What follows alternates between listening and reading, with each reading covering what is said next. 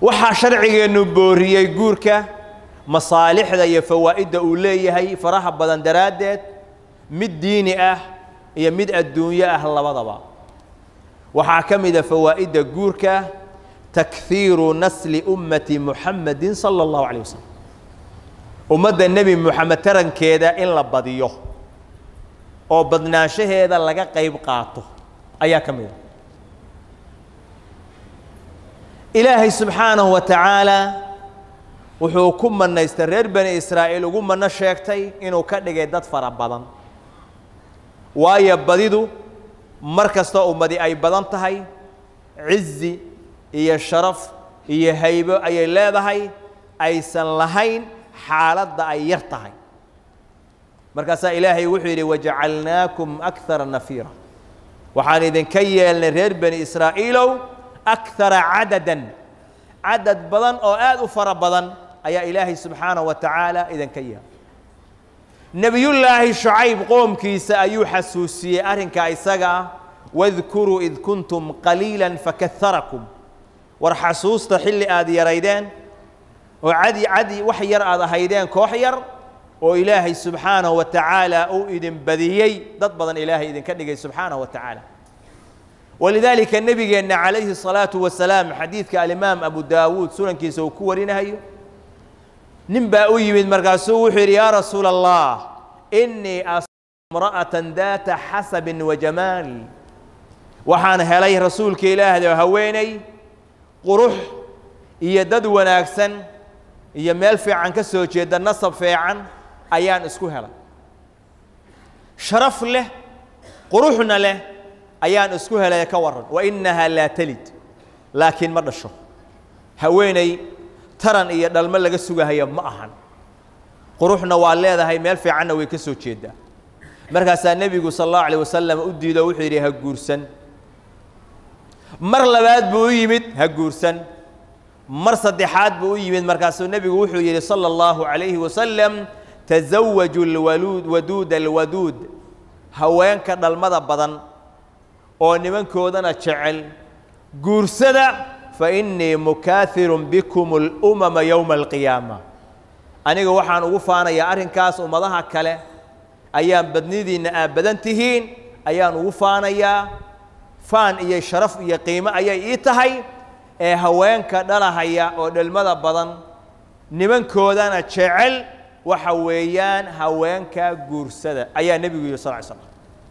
هوانتو إن دلما بدن تهاي إن دلما يرتهاي إلهي سبحانه وتعالى بقوة علم غيب لكن وحال لقى في يا قرابة دي هوانك قرابة الله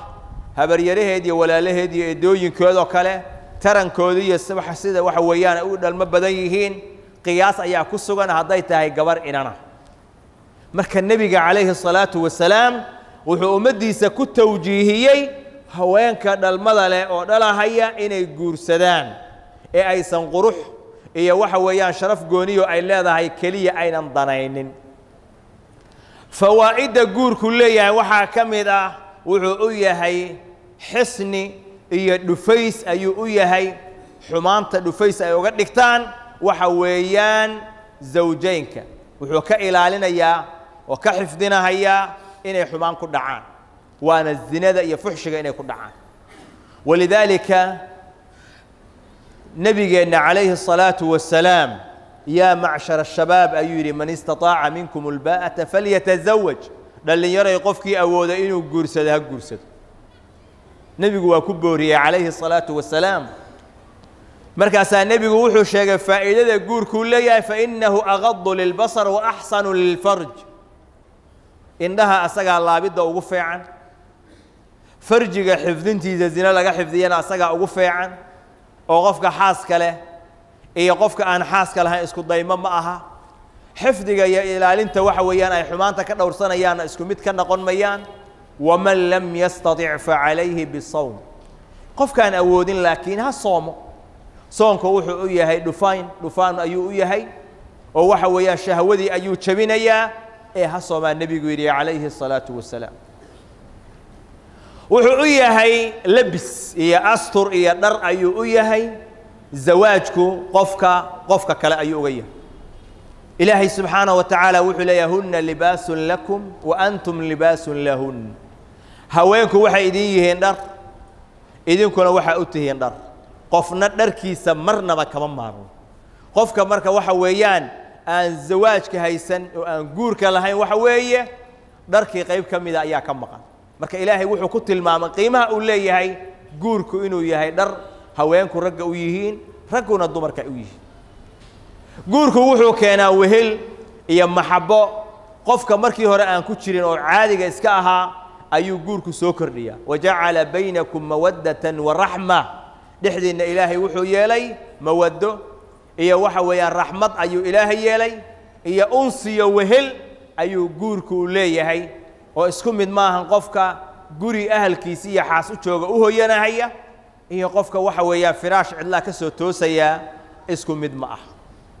كذلك جورك فوائدي سوحا كميدا سعادة هي وحو يهي الليبان هي كالمة خير كلا اسكو كالمة يستو أيو جوركيا ولذلك بقى النبي قال وحي صلى الله عليه وسلم 4 من السعادة أفر أريمود وحي كميديه وحيالها الليبان تا قفكو خير كي وناقا وكجارة وكل ليبانو أي كميديه وحو النبي قوهر مريا المرأة الصالحة هويني صالحات oo wanaagsan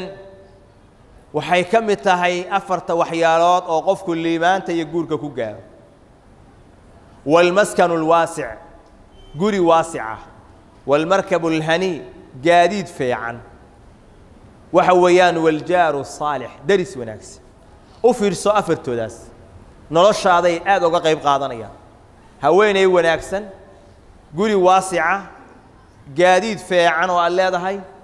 waxa weeyaan daris wanaagsan qofka inta isku haystay waxa weeyaan sacaado iyo liibaan iyo khayr ayuu haysta hadii darisku kugu xun yahay noloshu ku macaanaan mayso hadii gurigu kugu xun yahayna noloshaadu ciriiri bay ku jirtaa hadii gaadiidku ka khariban yahay dib kugu yahayna ayadana ciriiri weey hadii guriga u hooyanaysa hooyadii joogtay aysan khayr lahayn oo saalixad aynan ahayn ayadana waa hoog yaba أفرتا قفك إلهي اسكو قدروا إلهي أهجاجيي وحويان ليبانت أي كمدي ولذلك النبي وحي صلى الله عليه وآله وسلم الدنيا متاع وخير متاع الدنيا المرأة الصالحة الدنيا دوار راحة إذا وحا أقوى ناكسنا أقوى خير بدن وحويان هويني صالحته وحويان أي أقوسي وناكس محايلة دائما نرشة joogtada ah ayada ayay ku taagan tahay guriga marka waxa weeye raaxada adduunyada waxa asal u ah ugu wanaagsan ilaahay inuu ku waafajiyo haweeney saalixada asbaabaha guurka waxa weeyaan iyo fawaaida uu leeyahay waxa kamid ah faqriga looga baxaa hadii faqri uu ku hayo waa uga baxaysa